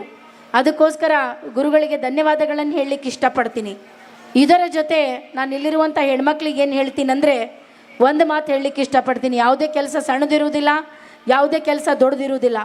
ಯಾವ ಕೆಲಸ ನಮಗೆ ಮಂದಿ ಕಡೆ ಬೇಡುವಂಗೆ ಮಾಡ್ತದಲ್ಲ ಅದು ಸಣ್ಣ ಕೆಲಸ. ನಿಮ್ಮ ಮನೆತನಕ್ಕೋಸ್ಕರ ನೀವು ದುಡ್ಡು ತಿನ್ನಾಕತ್ತೀರಂದ್ರೆ ನಿಜವಾಗ್ಲೂ ನೀವು ದೊಡ್ಡವ್ರೆ. ಯಾಕಂದ್ರೆ ನಾನು ಕುಂತ್ಕೊಂಡು ಕೆಲಸ AC ರೂಮ್ ಒಳಗೆ ಮಾಡಿದ್ದಕ್ಕೆ ನಾನು ಇಲ್ಲಿ ಕರೆದಿಲ್ಲ. ನಾನು ಮುಂಜಾನೆ 5:30 ಎದ್ದು 20 ರಿಂದ 30 ದನ ಕರೆದು ಸೆಗಣಿ ಕಸ ಬಳಿತೀನಿ, 40 ರಿಂದ 50 ಕುರಿಗಳನ್ನು ಮೇಯಿಸ್ಕೊಂಡು ಬರ್ತೀನಿ, 200 ರಿಂದ 300 ಕೋಳಿಗಳಿಗೆ ಕಾಳು ಹಾಕ್ತೀನಿ. ನನ್ನ ಮೆಂಟಾಲಿಟಿಯನ್ನು ನನ್ನ ಲೇಬರ್ ಮೆಂಟಾಲಿಟಿ ಜೊತೆ ಸೆಟ್ ಮಾಡಿ ಅವ್ರ ಜೊತೆ ಕುಂತು ಕೆಲಸ ಮಾಡಿ ನನ್ನ ಬಣ್ಣವನ್ನು ಭೂಮಿ ತಾಯಿ ಕೊಟ್ಟು, ಭೂಮಿ ತಾಯಿ ಬಣ್ಣ ನಾನು ತೊಗೊಂಡಾಗೆ ನನಗೆ ಈ ಸನ್ಮಾನ ಸಿಕ್ಕಿದ್ದು. ಅದಕ್ಕೋಸ್ಕರ ಯಾವುದೇ ಕೆಲಸ ಸಣ್ಣದಿರುವುದಿಲ್ಲ, ಯಾವುದೇ ಕೆಲಸ ದೊಡ್ಡದಿರುವುದಿಲ್ಲ. ಯಾವ ಕೆಲಸ ನಿಮಗೆ ಮಂದಿ ಕಡೆ ಬೇಡುವಂಗೆ ಮಾಡ್ತದಲ್ಲ ಅದು ಸಣ್ಣ ಕೆಲಸ. ನಿಮ್ಮ ಮನೆತನಕ್ಕೋಸ್ಕರ ನೀವು ದುಡಿಯಾಕತ್ತೀರಂದ್ರೆ ದೊಡ್ಡ ಮಾತೇ ಅದು. ಆಮೇಲೆ ಈ ಥರ ನಿಂತು ಭಾಷಣ ಮಾಡಿ ಭಾಳಷ್ಟು ಪ್ರಶಸ್ತಿಗಳು ತಗೊಳ್ಳೋ ಸಾಧನೆ ಅಂತ ತಿಳ್ಕೊಬೇಡ್ರಿ. ಒಂದು ಒಳ್ಳೆ ತಾಯಿ ಆಗೋದು ಸಾಧನೆ, ಒಂದು ಒಳ್ಳೆ ಹೆಂಡತಿ ಆಗೋದು ಸಾಧನೆ, ಒಂದು ಒಳ್ಳೆ ಮಗಳಾಗೋದು ಸಾಧನೆ, ಎಲ್ಲಕ್ಕಿಂತ ದೊಡ್ಡ ಸಾಧನೆ ಅಂದ್ರೆ ಒಂದು ದೊಡ್ಡ ಸೊಸೆ ಆಗೋದು ಸಾಧನೆ. ಯಾಕಂದ್ರೆ ನಾವು ಹುಟ್ಟಿದ ಮನೆಯನ್ನು ಬಿಟ್ಟು ನಾವು ಕಂಡಂಥ ಕನಸನ್ನು ಒತ್ತಿ ನಮ್ಮ ಗಂಡನ ಮನೆ ನಮ್ದಂತ ತಿಳ್ಕೊಂಡು ಆ ಮನೆತನಕ್ಕೋಸ್ಕರ ನಮ್ಮ ಜೀವ ಒತ್ತೆ ಇಟ್ಟು ಆ ಮನೆತನದ ವಂಶಾಭಿವೃದ್ಧಿ ಮಾಡಿ ಕಡೆಗೆ ಒಂದು ದಿವಸ ಆ ಮನೆತನದ ಮಣ್ಣಲ್ಲಿ ಮಣ್ಣಾಗಿ ಹೋಗ್ತೀವಿ ನಾವು ಹೆಣ್ಮಕ್ಳು. ಅದಕ್ಕೆ ನಾವು ಹೆಣ್ಮಕ್ಳಂದ್ರೆ ಹೊತ್ಲದ ಮೇಲಿನ ದೀಪ ಇದ್ದಂಗೆ 2 ಮನೆಗೆ ಬೆಳಕು ಕೊಡ್ಬೇಕು ನಾವು. ಒಂದು ತವ್ರ ಮನೆ, ಒಂದು ಗಂಡನ ಮನೆ, ಎರಡರದ್ದು ಮಾನ ಮರ್ಯಾದೆ ನಮ್ಮ ಕೈಯೊಳಗಿರ್ತದೆ. ಅದಕ್ಕೋಸ್ಕರ ನಾನು ಇಲ್ಲಿರುವಂಥ ಹೆಣ್ಮಕ್ಳಿಗೆ ಏನು ಹೇಳ್ತೀನಂದ್ರೆ, ಇವತ್ತು ಮಹಿಳಾ ಸಮಾವೇಶ ಏನು ಕೊಲ್ಹಾರ ಪಟ್ಟಣದಲ್ಲಿ ಗುರುಗಳು ಏನು ಮಾಡಿದ್ದಾರೆ, ನಿಜವಾಗ್ಲೂ ಇದಕ್ಕೊಂದು ಮೆರುಗು ಬಂದದ. ಯಾಕಂದ್ರೆ ನೀವೆಲ್ಲರೂ ಎಷ್ಟು ಚಂದ ರೆಡಿಯಾಗಿ ಎಷ್ಟು ಚಂದ ಕಾಣ್ಲಿಕ್ಕತ್ತೀರಿ. ಆಮೇಲೆ ಉಡಿ ತುಂಬಿಕೊಂಡು ಆರತಿ ಮಾಡಿಸ್ಕೊಂಡ ಮೇಲೆ ಸಾಕ್ಷಾತ್ ಶಿವಪಾರ್ವತಿ ಬಂದು ನಿಮಗೆ ಆಶೀರ್ವಾದ ಕೊಡ್ಲಿಕ್ಕತ್ತಾರ. ಅಂಥ ಕಳೆ ನಮ್ಮ ಎಲ್ಲ ಮುತ್ತೈದರ ಕಣ್ಣೊಳಗೆ ಅವ್ರ ಮುಖದ ಮೇಲೆ ಕಾಣ್ಲಿಕ್ಕತ್ತದಂತ ಭಾಳ ಹೆಮ್ಮೆಯಿಂದ ಹೇಳಲಿಕ್ಕೆ ಇಷ್ಟಪಡ್ತೀನಿ. ಇದರ ಜೊತೆ ನಾನು ಬಂದಿದ್ದು ರಾಯಚೂರು ಜಿಲ್ಲೆ ಮಾನ್ವಿ ತಾಲೂಕು ಕವಿತಾಳ್ ಅಂತ ಸಣ್ಣ ಹಳ್ಳಿಯಿಂದ ನಾನು ಬಂದಿದ್ದು. ಹೊಲ ಮನೆ ಬಗ್ಗೆ ನನಗೇನು ಜ್ಞಾನ ಇದ್ದಿಲ್ಲ, ಗೊತ್ತಿದ್ದಿದ್ದಿಲ್ಲ. ಯಾಕಂದ್ರೆ ತವ್ರ ಮನೆ ಧಾರವಾಡ ನಂದು. ಅಲ್ಲಿ ಟೆಂಪ್ರೇಚರ್ ಬರೀ 32-33, ಆದ್ರೆ ರಾಯಚೂರು ಟೆಂಪ್ರೇಚರ್ ನಿಮ್ಗೆ ಸ್ವತಃ ಗೊತ್ತೈತಿ 45-46 ಈ ವರ್ಷ ಅಷ್ಟು ದಾಟಿತ್ತು. ಅಂಥ ಬರಡು ನಾಲಿನಲ್ಲಿ ನೀರಿಲ್ಲ, ನನ್ನಲ್ಲಿ ಭಾಳ ಕಡಿಮೆ ನೀರೈತಿ. 1 ಇಂಚ್ ನೀರೊಳಗೆ ನಾನು ಮಾಡಿದ್ದು 2,500 ಶ್ರೀಗಂಧ, 1200 ಮಾವು, 600 ಪೇರಲ, 600 ಸೀತಾಫಲ, 100 ಬೆಟ್ಟದ ನೆಲ್ಲಿಕಾಯಿ, 100 ಹುಣಸೆ ಹಣ್ಣು, 100 ಕರಿಬೇವು, 800 ಸಾಗವಾನಿ ಗಿಡ. ಇದರ ಜೊತೆ ಕುರಿ ಸಾಕಾಣಿಕೆ, ಕೋಳಿ ಸಾಕಾಣಿಕೆ, ಜೇನು ಸಾಕಾಣಿಕೆ, ಹೈನುಗಾರಿಕೆಯನ್ನು ನಾನು ಭಾಳ ಸಮರ್ಪಕವಾಗಿ ನಿಭಾಯಿಸ್ತಿದ್ದೀನಿ. ಇಷ್ಟೊಂದು ಗಿಡಗಳನ್ನು ನಾನು ಯಾಕೆ ಮಾಡಿದ್ದೀನಿ ಅಂದ್ರೆ, ಇವತ್ತು ನಾಳೆ ಹೊಲ ಮನೆ ಮಾಡ್ತಾನಂದ್ರೆ ಅವ್ನಿಗೆ ಯಾರು ಹುಡುಗಿ ಕೊಡಕ್ಕೆ ಒಲ್ಲೆನಕತ್ತಾರೆ. ಯಾಕಂದ್ರೆ ತಿಂಗಳ ಪಗಾರ ಇರೋದಿಲ್ಲ, ರಿಟೈರ್ಮೆಂಟ್ ಪೆನ್ಷನ್ ಇರೋದಿಲ್ಲ ಅಂತ. ಅದಕ್ಕೋಸ್ಕರ ನಾನು ಹೊಲದೊಳಗೆ ಏನು ಮಾಡಿದೆ ಅಂದ್ರೆ, ತಿಂಗಳ ಪಗಾರ ಬರ್ತಿರಬೇಕು. ಹಣ್ಣಿನ ಗಿಡದಿಂದ ಪಗಾರ ಬರ್ತದೆ. ಇನ್ನು 45-50 ವರ್ಷ ಆದಮೇಲೆ ನಮ್ಮ ಕೈಯಾಗ ರೊಕ್ಕ ಇಲ್ಲಂದ್ರೆ ಮಗ ಸೊಸಿಗೆ ಒಜ್ಜೆ ಹಾಕಿವ್ ನಾವು. ಯಾಕಂದ್ರೆ ಹೊಲ ಮನೆಯಾಗ ದುಡ್ಯಾಕೆ ಶಕ್ತಿ ಇರೋದಿಲ್ಲ. ಯಾಕಂದ್ರೆ ಹೊಲ ಮನೆ ಅಂದ್ರೆ ಇನ್ಸ್ಟೆಂಟ್ ಕಾಫಿ ಎಲ್ಲ, ಬಿಸಿಲೊಳಗೆ ಸುಡಬೇಕಾಗ್ತದೆ, ಮಳೆಯಾಗ ನೆನಿಬೇಕಾಗ್ತದೆ, ಥಂಡ್ಯಾಗ ನಡಗಬೇಕಾಗ್ತದೆ. ಅವಾಗಷ್ಟೇ ನಮ್ಮ ಮನೆ ಬಂಕದಾಗ 1-2 ಚೀಲ ಕಾಳು ಇರ್ತಾವೆ. ರೇಟ್ ಸಿಕ್ಕರೆ ಹೆಂಡತಿ ಕೈಯಾಗ ತೊಗೊಂಡು ಬಂದು 1-2 ಸಾವಿರ ರೂಪಾಯಿ ಕೊಟ್ಟಿರ್ತೀವಿ. ರೇಟ್ ಸಿಗಲಿಲ್ಲ ಅಂದ್ರೆ ಯಪ್ಪ ಗೊಬ್ಬರದ ಅಂಗಡಿ ಒಂದು ಮುಂದೆ ಹೋಗಿ ಈ ವರ್ಷ ಬಡ್ಡಿ ಇಟ್ಕೊಂಡು ಮುಂದಿನ ವರ್ಷ ಅಸಲು ಕೊಡ್ತೀನಿ ಅಂತ ತಲೆ ಕೆಳಗೆ ಮಾಡಿ ಹೇಳಿರ್ತೀವಿ. ಯಾಕಂದ್ರೆ ಕಣ್ಣಾಗ ಕಣ್ಣಿಟ್ಟು ಮಾತಾಡೋ ಅಧಿಕಾರ ಕಳ್ಕೊಂಡಿರ್ತೀವಿ. ಯಾಕಂದ್ರೆ ಸಾಲಗಾರ ಆಗಿರ್ತೀವಿ. ಇವತ್ತು ನಾನು ನಿಮ್ಮ ಮುಂದೆ ನಿಂತು ಮಾತಾಡಕತ್ತೀನಿ ಅಂದ್ರೆ ನಾ ಬಿದ್ದಿಲ್ಲ ಅಂತ ತಿಳ್ಕೊಬೇಡ್ರಿ. ನಾನು 1000 ಸಲ ಬಿದ್ದೀನಿ, 1 ಸಲ ಎದ್ದೀನಿ. ಅದಕ್ಕೆ ಯಾವ ಮನುಷ್ಯ ಬೀಳ್ತಾನ ಅವನ ಮೇಲೆ ಎದ್ದೇಳ್ತಾನ. ನೀವು ಬೀಳೋದ ಕಲೀಲಿ ಅಂದ್ರೆ ಮೇಲೆ ಹೆಂಗೆ ಎದ್ದೇಳ್ತೀರಿ? ಯಾವಾಗ ದೇವ್ರು ನಿಮಗೆ ಬೆಳೆಸಾಕತ್ತಾನಂದ್ರೆ ನೀವು ತಿಳ್ಕೊಂಬಿಡ್ರಿ, ನಿಮಗೆ ಮುಂದೆ ಒಂದು ಉಜ್ವಲ ಭವಿಷ್ಯವನ್ನು ಕೊಡುವಂಥ ಆಶೀರ್ವಾದ ದೇವ್ರದ್ದು ನಿಮ್ಮಲ್ಲಿ ಐತಂತೇಳಿ ಯಾವಾಗಲೂ ರೈತರಿಗೆ ಅದಕ್ಕೆ ಕಷ್ಟ ಭಾಳ ಬರ್ತಾವೆ. ಯಾಕಂದ್ರೆ ನಮ್ಮ ರೈತರ ಕಡೆ ಐಶ್ವರ್ಯ ರಾಯ್ಕಿಂತ ಭಾಳ ಚಂದ ಕಾಣಕತ್ತೀರಿ. ಅಕ್ಕಿ ಆದರೂ 1 kg ಮೇಕಪ್ ಹಾಕ್ಕೊಂಡಿರ್ತಾಳೆ. ನೀವು ನೋಡ್ರಿ, ಸಾಕ್ಷಾತ್ ಲಕ್ಷ್ಮಿ ಕಾಣಕತ್ತೀರಿ. ಇಲ್ಕಲ್ ಸೀರೆ ಉಟ್ಕೊಂಡು, ತಲೆಯಾಗ ಹೂ ಹಾಕ್ಕೊಂಡು, ಅರಿಶಿನ ಕುಂಕುಮ ಇಟ್ಕೊಂಡು, ಸಾಕ್ಷಾತ್ ಭೂಲೋಕ ಇದು ದೇವಲೋಕದಿಂದ ರಂಭೆರ ಬಂದಾರಿಂದ ಅಂತ ಚಂದ ಕಾಣಕತ್ತೀರಿ. ಅಷ್ಟು ಶಕ್ತಿ ನಿಮ್ಮಲ್ಲಿ ಐತಿ. ಅದನ್ನು ಕ್ರೋಢೀಕರಣ ಮಾಡಿಕೊಂಡು ಮುಂದುವರಿರಿ. ಆಮೇಲೆ ಯಾವಾಗಲೂ ಹೇಳ್ತಾರೆ, ಮನೆಯೇ ಮೊದಲ ಪಾಠಶಾಲೆ, ತಾಯಿಯೇ ಮೊದಲ ಗುರು, ಹೆಣ್ಣೊಂದು ಕಲಿತರೆ ಶಾಲೆಯೇ ತೆರೆದಂತೆ. ನಾವು ಹೆಣ್ಮಕ್ಳ ಇಲ್ಲಿ ಭಾಳಷ್ಟು ಮಂದಿ ತಾಯಂದ್ರದಿರಿ. ನಾವು ಅವ್ರಿಗೆ ಒಂದು ಮಾತು ಹೇಳಲಿಕ್ಕೆ ಇಷ್ಟಪಡ್ತೀನಿ. ನಿಮ್ಮ ಮಕ್ಕಳಿಗೆ ವಿದ್ಯಾಭ್ಯಾಸದ ಜೊತೆ ಒಂದು ಸಂಸ್ಕಾರವನ್ನು ನೀವೆಲ್ಲರೂ ಕೊಡಬೇಕು. ಯಾಕೆ ಕೊಡ್ಬೇಕು ಸಂಸ್ಕಾರ ಅಂತ ಕೇಳ್ರಿ. ನಾವು ಇವತ್ತು ನಮ್ಮ ಹೆಣ್ಮಕ್ಳು ಮದುವೆ ಆಗಾಕತ್ತೈತಂದ್ರೆ ಒಂದು ಯುದ್ಧಕ್ಕೆ ಹೋಗೋಂಗೆ ನಮ್ಮ ಹೆಣ್ಮಕ್ಳಿಗೆ ರೆಡಿ ಮಾಡ್ತೀವಿ ನಾವು. ನಿಮ್ಮ ಅತ್ತಿ ಆಕಿಗೆ ಹಿಂಗೆ ಮಾಡು, ನಿಮ್ಮ ನಾದ್ನಿ ಆಕಿಗೆ ಹಿಂಗೆ ಮಾಡು. ಹಂಗೆ ಮಾಡ್ಲಿಕ್ಕೆ ಹೋಗಬೇಡ್ರಿ. ನಿಮ್ಮ ಹೆಣ್ಮಕ್ಳಿಗೆ 2 ಮನೆತನದ ಮಧ್ಯದಲ್ಲಿ ಒಂದು ಸೇತುವೆ ಆಗುವಂಥ ಸಂಸ್ಕಾರಗಳನ್ನು ನಿಮ್ಮ ಮಕ್ಕಳಿಗೆ ನೀವು ಕೊಡ್ರಿ. ಗೋಡೆ ನಿರ್ಮಾಣ ಮಾಡುವಂಥ ಪ್ರಯತ್ನ ಮಾಡಬೇಡ್ರಿ. ಯಾಕಂತ ಕೇಳ್ರಿ, ಅತ್ತಿ ಮತ್ತು ತಾಯಿ ಇಬ್ಬರು ಒಂದೇ. ನನ್ನ ತಾಯಿ ನನಗೆ ಜನ್ಮ ಕೊಟ್ಟರು, ನಮ್ಮ ಅತ್ತೆ ನನ್ನ ಗಂಡನಿಗೆ ಜನ್ಮ ಕೊಟ್ಟರು. ನಮ್ಮ ತಾಯಿ ನನಗೆ ಹುಟ್ಟು ಮನೆಯೊಳಗೆ ಮದುವೆ ಮಾಡಿ ಹೊರಗೆ ಕಳಿಸಿದ್ರು. ಆದ್ರೆ ನಮ್ಮ ಅತ್ತೆ ತುಂಬಿದ ಮನೆಯೊಳಗೆ ನನಗೆ ಕರ್ಕೊಂಡು ನನಗೆ ಹೊಲ ಮನೆ ಕೊಟ್ಟು ನೀವು ಮಾಡ್ಕೊಂಡು ತಿನ್ನಂತ ದಾರಿ ತೋರಿಸಿದ್ರು. ಅದಕ್ಕೆ ಇವತ್ತು ನಮ್ಮ ಅತ್ತಿ ನನಗೆ ಹೊಲ ಮನೆ ಬಿಟ್ಟಿದ್ದಿಲ್ಲ ಅಂದ್ರೆ ನನಗೆ ಇಲ್ಲಿ ಬಂದು ನಿಂತು ಮಾತಾಡ್ಲಿಕ್ಕೆ ಆಗ್ತಿದ್ದಿಲ್ಲ. ಅವ್ರು ಉಳಿಸ್ಯಾರಂತೇಳಿ ನಾನು ಇಲ್ಲಿ ಅದೀನಿ. ಅದಕ್ಕೆ ನಿಮ್ಮ ಅತ್ತೆದವ್ರಿಗೆ ನೀವು ಏನಾರ ಗೌರವ ಕೊಟ್ರಂದ್ರೆ, ನಿಮ್ಮ ತಾಯಿ ಕೊಡುವಂಥ ಗೌರವದೊಳಗೆ ಬರೀ ಒಂದು 5% ನಿಮ್ಮ ಅತ್ತಿಗೆ ಏನಾರ ಜೀವ ಮಾಡಿದ್ರಂದ್ರೆ ಈ ಜಗತ್ತೊಳಗೆ ಯಾವುದೇ ಥರವಾದ ಅನಾಥಾಶ್ರಮ ಇರುವುದಿಲ್ಲ, ವೃದ್ಧಾಶ್ರಮ ಇರುವುದಿಲ್ಲ, ಮಹಿಳಾ ಸಾಂತ್ವನ ಕೇಂದ್ರಗಳು ಇರುವುದಿಲ್ಲ. ಅಂಥ ಒಂದು ಪ್ರಯತ್ನ ನಮ್ಮ ಮನೆ ಹೆಣ್ಮಕ್ಳು ಮಾಡಬೇಕು. ನಮ್ಮ ಮನೆ ಹೆಣ್ಮಕ್ಳಿಗೆ ನಾವು ಸಂಸ್ಕಾರಗಳನ್ನು ಕಲಿಸಬೇಕು, ಆಚಾರ ವಿಚಾರಗಳನ್ನು ಕಲಿಸ್ಬೇಕು. ನಮ್ಮ ಸನಾತನ ಧರ್ಮದ ಫೌಂಡೇಶನನ್ನು ಅವ್ರಿಗೆ ಕಳಿಸ್ಬೇಕು. ಯಾಕಂದ್ರೆ ಎಲ್ಲಕ್ಕಿಂತ ದೊಡ್ಡ ಧರ್ಮ ಜಗತ್ತೊಳಗೆ ಯಾವುದಾದ್ರೂ ಐತಂದ್ರೆ ನಮ್ಮ ಸನಾತನ ಧರ್ಮ. ಆ ಧರ್ಮಕ್ಕೋಸ್ಕರ ನಾವು ನಿಂತು ಆ ಮನೆತನವನ್ನು ಮುಂದುವರಿಸುವಂಥ ಒಂದು ಏನಾದರೂ ವಂಶದ ಉದ್ಧಾರ ಮಾಡಲಿಕ್ಕೆ ಏನಾದರೂ ನಾವು ಪ್ರಯತ್ನ ಮಾಡಬೇಕಂದ್ರೆ ಅದು ಕೇವಲ ಒಂದು ಹೆಣ್ಮಗಳಿಂದ ಮಾತ್ರ ಸಾಧ್ಯ. ಯಾಕಂದ್ರೆ ನಿಮಗೆ ಸ್ವತಃ ಗೊತ್ತೈತಿ, ಮೊನ್ನೆ ಮೋದಿಜಿ ಮಿಷನ್ ಮಾಡಿದರು. ಅದರೊಳಗೆ ಲೀಡ್ ತೊಗೊಂಡಿದ್ದು 2 ಹೆಣ್ಮಕ್ಳು. ಒಂದು ಸೊಫಿಯಾ ಖುರೇಶಿ, ಇನ್ನೊಬ್ಬಕ್ಕಿ ಯೋಮಿಕಾ ಸಿಂಗ್ ಅಂತ. ಅಷ್ಟೆಲ್ಲರೂ ನಮ್ಮ ಎಲ್ಲ 140 ಕೋಟಿ ಭಾರತೀಯರ ಪರವಾಗಿ ಇಬ್ಬರು ಹೆಣ್ಮಕ್ಳ ಮುಂದೆ ನಡ್ಸಾಕತ್ತಾರಂದ್ರೆ ಈ ಜಗತ್ತು ನಿಂತಿದ್ದೇ ಹೆಣ್ಮಕ್ಳ ಮೇಲೆ ಅಂತ ಹೇಳಲಿಕ್ಕೆ ಭಾಳ ಹೆಮ್ಮೆ ಅನಿಸ್ತದ. ಯಾಕಂದ್ರೆ ನಾವು ಭಾರತದವರು, ಈ ಮಣ್ಣು ಭಾರತದ್ದು, ಈ ರಕ್ತ ಭಾರತದ್ದು, ಈ ದೇಹ ಭಾರತದ್ದು. ಒಂದು ದಿವಸ ಈ ಭಾರತಕ್ಕೋಸ್ಕರ ಅದನ್ನು ಮೀಸಲಿಟ್ರೆ ಅದರೊಳಗೆ ಯಾವುದೇ ತಪ್ಪಿಲ್ಲ. ಅವರು ನಾವು ಹೆಣ್ಮಕ್ಳದೀವಿ, ನಾವು ಹೆಂಗೆ ಮುಂದೆ ಬರೀಬೇಕಂತ ಅವ್ರು ಹಿಂದೆ ಸರಿದಿದ್ರಂದ್ರೆ ಇವತ್ತು ಮೋದಿಜಿ ಅವ್ರಿಗೆ ಆ ಲೀಡ್ ಕೊಡ್ತಿದ್ದಿಲ್ಲ. ಅದಕ್ಕೋಸ್ಕರ ನಾನು ನಿಮ್ಗೇನು ಹೇಳ್ತೀನಿ, ನೀವು ಎಲ್ಲ ಅಂಥ ಕುರೇಶಿಗಳಾಗ್ಬೋದು, ನೀವು ಎಲ್ಲ ಅಂಥ ಯೋಮಿಕಾ ಸಿಂಗ್ಗಳಾಗ್ಬೋದು. ಆ ಶಕ್ತಿ ನಿಮ್ಮಲ್ಲೈತಿ, ಆ ಯುಕ್ತಿ ನಿಮ್ಮಲ್ಲೈತಿ. ಅದನ್ನೆಲ್ಲ ಕ್ರೋಢೀಕರಣ ಮಾಡಿಕೊಂಡು ಒಂದೇ ದಾರಿಯೊಳಗೆ ನೀವು ಮುಂದುವರಿಬೇಕು. ಆಮೇಲೆ ನಾನು ಹೆಣ್ಮಕ್ಳಿಗೆ ಇನ್ನೊಂದು ಮಾತು ಹೇಳಲಿಕ್ಕೆ ಏನು ಇಷ್ಟಪಡ್ತೀನಿ, ನಮ್ಮ ಮನೆಯೊಳಗೆ ಒಂದಿರಲಿ ಒಂದಿರ್ದೇ ಇರಲಿ, ಹೆಂಗಾರ ಮಾಡಿ ಹೊಂದಾಣಿಕೆ ಮಾಡ್ಕೊಂಡು ಹೋಗೋದೇ ಜೀವನ. ಎಲ್ಲ ನಾವು ಹೇಳ್ದಂಗೆ ಆಗೋದಿಲ್ಲ. ಹೊಂದಾಣಿಕೆ ಮಾಡ್ಕೊಂಡಾಗ ಏನಾಗ್ತದ, ಮನೆಯೊಳಗೆ ಶಾಂತಿ ಇರ್ತದ, ನೆಮ್ಮದಿ ಇರ್ತದ, ಸುಖ ಇರ್ತದ, ಸೌಭಾಗ್ಯ ಇರ್ತದ. ಇವತ್ತು ನಾನು ನಿಮ್ಮ ಮುಂದೆ ನಿಂತಿಷ್ಟು ಮಾತಾಡಲಿಕ್ಕೆ ಕಾರಣ ಏನಂದ್ರೆ, ನಾನಲ್ಲ, ಯಾವುದೇ ಹೆಣ್ಮಗಳ ಒಂದು ಸ್ಟೇಜ್ ಒಳಗೆ ಈ ಥರ ನಿಂತು ಮಾತಾಡ್ಲಿಕ್ಕೆ ಕಾರಣ ನನ್ನ ತವ್ರ ಮನೆಯವರು ಕೊಟ್ಟಂಥ ಸಂಸ್ಕಾರ, ನನ್ನ ಗಂಡನ ಮನೆಯವರು ಕೊಟ್ಟಂಥ ಸಹಕಾರ. ಇವೆರಡೂ ಇಲ್ಲಂದ್ರೆ ಒಂದು ಹೆಣ್ಮಗಳು ಮುಂದುವರಿಲಿಕ್ಕೆ ಆಗೋದಿಲ್ಲ. ಅದಕ್ಕೋಸ್ಕರ ಗುರುಗಳ ಪಾದದ ಮುಂದೆ ಆ ಎರಡೂ ಮನೆತನದ ಹೊತ್ಲಿಕ್ಕೆ ನಾನು ನಮಸ್ಕಾರ ಹೇಳಲಿಕ್ಕೆ ಇಷ್ಟಪಡ್ತೀನಿ. ಯಾಕಂದರೆ ಒಂದು ಹೆಣ್ಮಗಳಿಗೆ ತವ್ರ ಮನೆ ಎಷ್ಟು ಮುಖ್ಯ, ಗಂಡನ ಮನೆಯೂ ಅಷ್ಟೇ ಮುಖ್ಯ. ಆ ಗಂಡನ ಮನೆಯನ್ನು ನಮ್ದಂತ ತಿಳ್ಕೊಂಡು ಅದ್ರೊಳಗೆ ಒಂದು ಒಳ್ಳೇದು ಕೆಟ್ಟದ್ದು ಬರ್ತದೆ, ಇಷ್ಟಿಷ್ಟ ತವ್ರ ಮನೆಯವ್ರಿಗೆ ಹೇಳಲಿಕ್ಕೆ ಹೋಗಬಾರ್ದು. ಯಾಕಂದ್ರೆ ನನಗೆ ಯಾವಾಗ ಮದುವೆ ಮಾಡಿ ಕೊಟ್ಟರು ನಾನು ನೌಕರಿ ಬೇಡ ಅಂದಾಗ ನನ್ನ ನಮ್ಮಮ್ಮಗೆ ಒಂದು ಮಾತು ಕೇಳಿದೆ, ನನಗೆ ಇಲ್ಲಿ ಇರೋಕ್ಕಾಗೋದಿಲ್ಲ, ನಾವು ವಾಪಸ್ ಬರ್ತೀನಿ ಅಂದ್ರೆ ನಮ್ಮಮ್ಮ ಜೀವನದ ಸತ್ಯವನ್ನು ಒಂದೇ ಮಾತಿನಲ್ಲಿ ಹೇಳಿಬಿಟ್ರು, ಕೊಟ್ಟು ಹೆಣ್ಣು ಕುಲಕ್ಕೆ ಹೊರಗೆ, ನೀ ಸಾಯೋದಿದ್ರೆ ಅಲ್ಲೇ ಸಾಯಿ, ನಾವು ಅಲ್ಲೇ ಬಂದು ಮಣ್ಣು ಮಾಡ್ತೀವಿ, ವಾಪಸ್ ಇಲ್ಲಿ ಬರಬೇಡ. ನಮ್ಮಮ್ಮ ನನಗೆ ಆ ಮಾತು ಹೇಳಿದ್ದಕ್ಕೆ ನಾನು ಅಲ್ಲಿ ದುಡಿದು ತಿಂದೆ. ನಮ್ಮಮ್ಮ ನೀವು ವಾಪಸ್ ನನ್ನ ಕಡೆ ಬಾ ಅಂದ್ರೆ ನಾನು ಅಲ್ಲೇ ಬ್ಯಾಂಗ್ಳೂರೊಳಗೆ ಯಾವ್ದಾರು ಒಂದು ಸಾಫ್ಟ್ವೇರ್ ಇಂಜಿನಿಯರ್ ಆಗ್ತಿದ್ದೆ. ಆದ್ರೆ ಇವತ್ತು ನಿಮ್ಮೆಲ್ಲರ ಮನಸ್ಸೊಳಗೆ ಜಗ ತೊಗೊತಿದ್ದಿಲ್ಲ. ಅದಕ್ಕೆ ನಾನೇನು ಹೇಳೋದು, ಜೀವನದೊಳಗೆ ಏನೇ ಕಷ್ಟ ಬರಲಿ, ಏನೇ ಬರಲಿ, ಅದನ್ನು ನಿಭಾಯಿಸ್ಕೊಂಡು ಹೋಗೋದನ್ನು ನೀವೆಲ್ಲರೂ ಕಲಿಬೇಕು. ಆಮೇಲೆ ಎಲ್ಲರೂ ಭಾಳಷ್ಟು ಮಂದಿ ರೈತರು ಬಂದಾರ, ನಮ್ಮ ಗಂಡ್ಮಕ್ಳು ಬಂದಾರ. ನಾನಿವತ್ತು ಹೊಲ ಮನೆಯೊಳಗೆ ಭಾಳ ಸಲ ಬಿದ್ದೆ. ನಾನು ನಿಮಗೆ ಮೊದಲು ಹೇಳಿದೆ, ನನ್ನ ಕಡೆ ನೀರಿದ್ದಿಲ್ಲ, ನಾನು ಒಂದು ಮಧ್ಯಮ ವರ್ಗದ ಸಾಧಾರಣ ಮಹಿಳೆ ಆಗಿದ್ದೆ. ಬೋರ್ ಹಾಕ್ಲಿಕ್ಕೆ ನನ್ನ ಗಂಡ ಒಂದು 2 ಬೋರಿಗೆ ನನಗೆ ಸಹಾಯ ಮಾಡಿದರು. ಆಮೇಲೆ ಹಿಂದೆ ಸರ್ಕೊಂಡ್ಬಿಟ್ರೆ ನನ್ನ ಕೈಲಿ ಆಗೋದಿಲ್ಲ ಅಂತ ನಮ್ಮ ತವ್ರ ಮನೆಯವ್ರು ಕೊಟ್ಟಂಥ ಬಂಗಾರ ಎಲ್ಲ ಹೊಲಕ್ಕೆ ಹಾಕಿದೆ. ನಾನು ನನ್ನ 50 ತೊಲಿ ಬಂಗಾರ ಒಂದು 15 ಬೋರಿಗೆ ಸಮ ಆಗಲಿಲ್ಲ. ಯಾವಾಗ ಬಂಗಾರ ಹಾಕ್ಕೊಂಡಿದ್ದೆ, ರೇಷ್ಮೆ ಸೀರೆ ಹಾಕ್ಕೊಂಡಿದ್ದೆ, ಮೈ ಒಜ್ಜಿತ್ತು, ಮನಸ್ಸು ಒಜ್ಜಿತ್ತು. ಯಾವಾಗ ಭೂಮಿ ತಾಯಿ ಕೊಟ್ಟೆ, ಇವತ್ತು ಮೈ ಹಗರೈತಿ, ಮನಸ್ಸು ಹಗರೈತಿ. ಭೂಮಿ ತಾಯಿಯಿಂದ ನಾನು ಕಲ್ಕೊಂಡಿದ್ದು ಸರಳ ಜೀವನ, ಸಮ್ಮಾನದ ಜೀವನ, ಸ್ವಾಭಿಮಾನದ ಜೀವನ.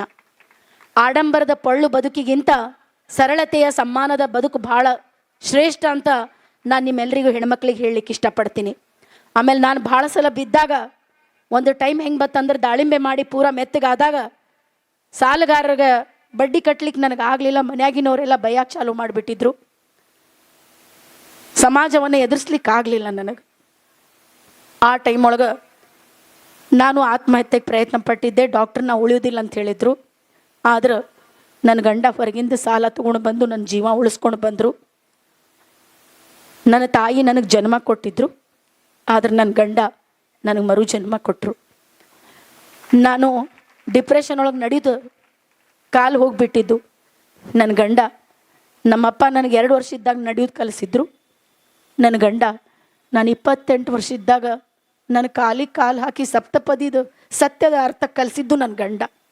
ಅದಕ್ಕೆ ಇವತ್ತು ನಾನೇನೇ ಅದೀನಿ, ನಾನಲ್ಲ, ಈ ಜಗತ್ತೊಳಗೆ ಯಾವುದೇ ಹೆಣ್ಮಗಳು, ನಾನು ಇಲ್ಲಿರುವಂಥ ಗಂಡ್ಮಕ್ಳಿಗೂ ಅದೇ ಹೇಳೋದು, ಒಂದು ಹೆಣ್ಮಗಳು ಗಟ್ಟಿ ಆಗೋದು 3 ಜನರಿಂದ.